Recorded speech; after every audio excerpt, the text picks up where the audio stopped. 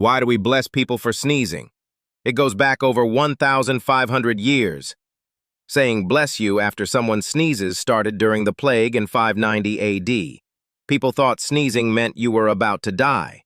So Pope Gregory I told everyone to immediately say God bless you. It stuck.